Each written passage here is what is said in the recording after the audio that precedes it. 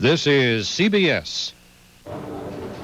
The Morris Commission hearing got underway this morning, but Scott County Attorney Kathleen Morris, the object of the probe, did not stay long. She walked out in protest. WCCO's Mike Strand covered the first session on those hearings. We'll have a live report on the noon report. Also, more than 1,000 people across the country were arrested protesting yesterday's vote to give Nicaraguan rebels millions in U.S. aid. And the question of whether the body dug up in Brazil is that of Nazi war criminal Joseph Mengele could be answered in less than a week. Those stories and more coming up next on the Noon Report.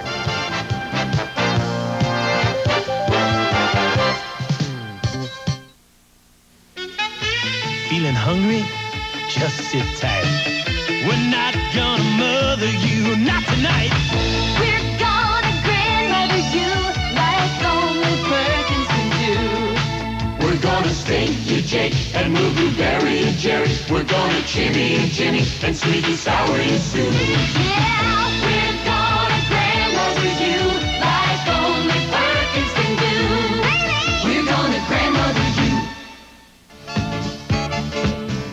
1, 2, 3, Say, 4, Helen, 5. I finally found a health plan that keeps up with our style of living.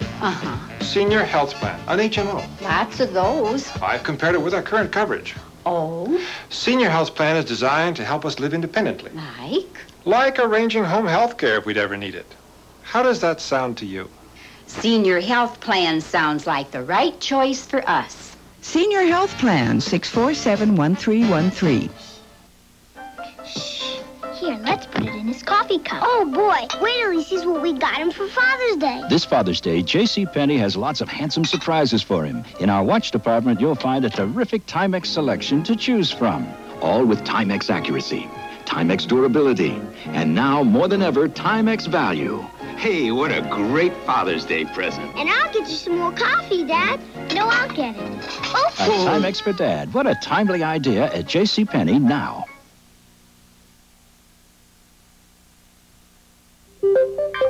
Serving and informing the Twin Cities for 4 decades. This is WCCO Television, Minneapolis, St. Paul. And now, Bill Carlson, Debbie Ely, and Bud Kraling bring you Channel 4's Noon Report.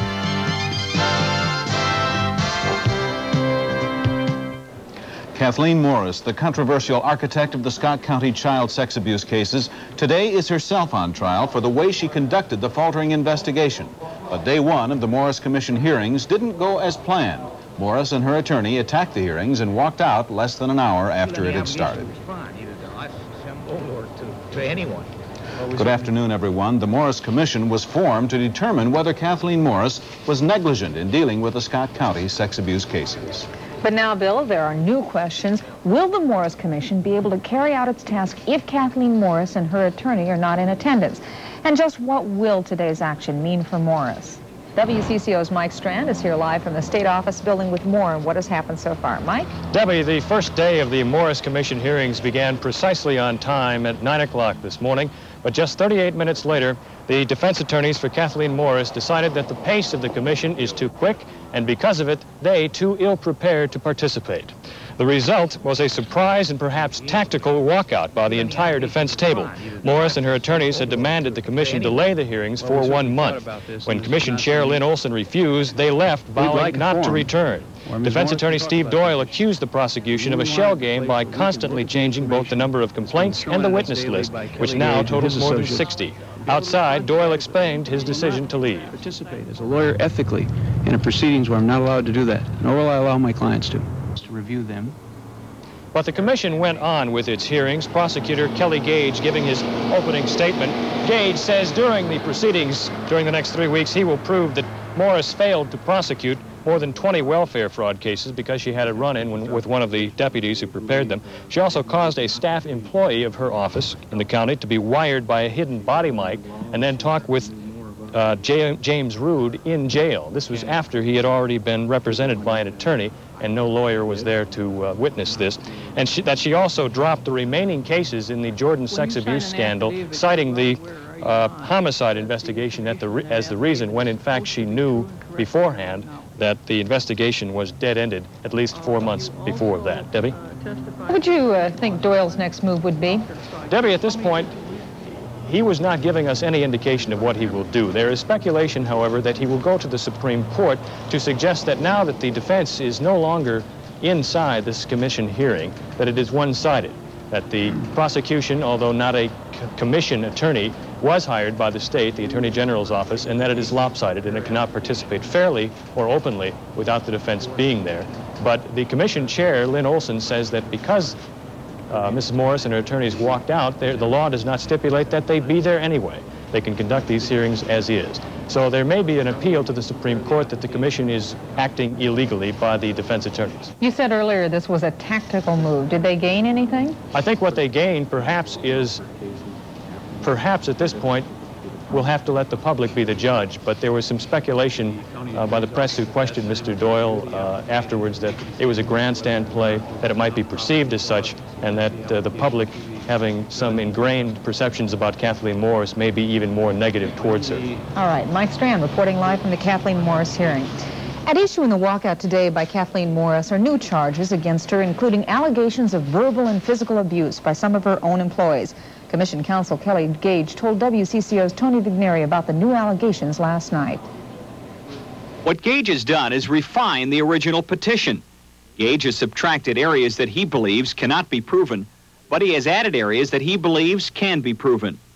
Gage contends he has found evidence to support allegations that Morris caused the secreting, destruction, and suppression of evidence, that she made a number of false statements during court proceedings, and that she dismissed criminal complaints against the 21 defendants when the evidence was sufficient to gain conviction against the majority of those defendants. It was wrong, Gage says, to drop the cases. We think it's a county attorney's duty to prosecute. Gage says there are also allegations that Morris physically and verbally abused employees of her office. There are two instances, and those witnesses also will testify tomorrow, where in fits of temper, Miss Morris physically seized or slapped the employees. Morris's attorney, Stephen Doyle, says Gage violated their agreement that no information would be released until the hearing started. He was angered and disappointed with the news and says it seems the focus has changed. It seems that, frankly, daily the charges seem to change. And when this media gets a look at the final form, I think what they'll see is we no longer have the Cindy Buchanan petition. We have a petition with some remnants, some of the lesser remnants of her original claims, an entirely new document now that go back to 1979 or 1981 or 1983, totally unrelated to anything to do with the Jordan sex abuse cases. Fair or unfair, the hearings are continuing today. We will have updates on the 5, 6, and 10 p.m. reports, plus a special report anchored by Don Shelby tonight at 10:35, immediately following the 10 p.m. report. Bill? Parents of school children involved in a California child molestation case say they're outraged by this week's court action. A Los Angeles judge has dismissed most of the 207 charges against teachers and the proprietor of the McMartin preschool because prosecutors are unwilling to make more children testify directly in the case. One mother says the trial seems more like a game than an attempt to find justice in the case. New Jersey has granted a parole to Joseph Jojo Giorgiani, the quarter-ton rapist convicted in 1980 of molesting a 14-year-old girl in the back room of his restaurant. Giorgiani will be released in December after serving 3.5 years of a 15-year sentence. Minnesota's representatives in Congress voted along party lines in yesterday's decision to provide aid to the rebels in Nicaragua.